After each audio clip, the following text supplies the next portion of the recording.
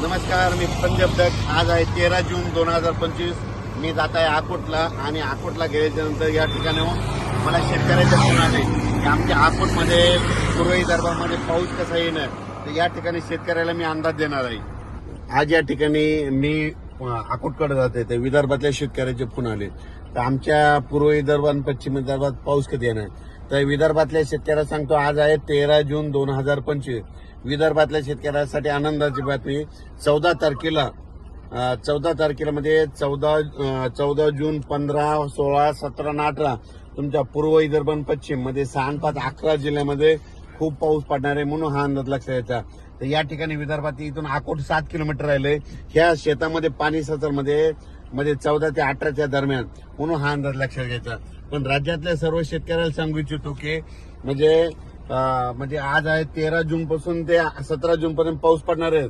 पण विदर्भामध्ये मात्र विदर्भातल्या खास करून शेतकऱ्यांसाठी अंदाज दिलाय की विदर्भामध्ये मात्र उद्या 14 पासून 14, 15, 16, 17, 18 पर्यंत खूप पाऊस पडणार आहे. ज्यांचे शेत तयार आहेत, नंतर तुम्ही तुमचा पेरणीचा निर्णय घ्या. पण त्याच्यानंतर तुम्हाला सांगतो, आज देखील 13 जूनला देखील म्हणजे अकोल्याकडे पाऊस पडणार आहे, बऱ्याच ठिकाणी विदर्भात पाऊस पडणार आहे, म्हणून हा अंदाज लक्षात घ्यायचा. पण काय झालं, काही भागामध्ये पाऊस पडले नाही. तर तुम्हाला सांगतो, विदर्भामध्ये 14 तारखेपासून चांगल्या स्वरूपाचा पाऊस पडणार आहे. उद्या दुपारनंतर तुमच्या विदर्भामध्ये चांगला खूप पाऊस पडणार आहे. 14 जून पासून विदर्भात चांगला पाऊस पडणार आहे. म्हणजे 14 जून ते 18 जून त्या दरम्यान 6, 5, 11 जिल्ह्यामध्ये चांगला पाऊस असणार आहे, म्हणून हा अंदाज विदर्भातल्या शेतकऱ्यांना लक्षात यायचा. विदर्भ त्याच्यानंतर पूर्व विदर्भ, पश्चिम विदर्भ, दक्षिण महाराष्ट्र, उत्तर महाराष्ट्र, कोकणपट्टी, खानदेश, मराठवाडा म्हणजे सगळ्या विभागामध्ये म्हणजे आज 13 जून पासून ते 17 जून पर्यंत दररोज वेगवेगळ्या भागात ठिकठिकाणी पाऊस पडणार आहे.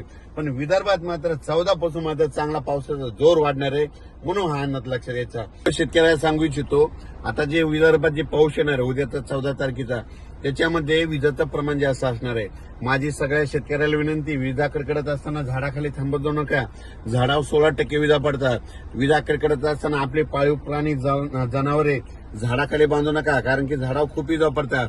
माझी सगळ्या कामगारांना विनंती आहे, जे शेतमजूर आहेत, तुम्ही विजा कडकायला लागले की सरळ घरी जा, कोणत्या निवाऱ्याखाली जा, पण झाडाखाली थांबू नका.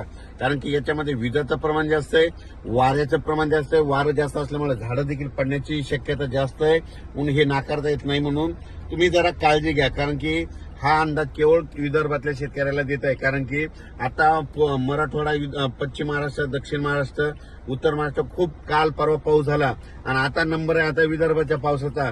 मग 14 जून पासून विदर्भात चांगल्या स्वरूपाचा पाऊस पडणार आहे. आता इकडे विदर्भामध्ये अकोटकडे जात असताना पहिलं तर सगळ्या शेतकऱ्यांनी आपण आपले शेत एकदम दुरुस्त करून ठेवलेले.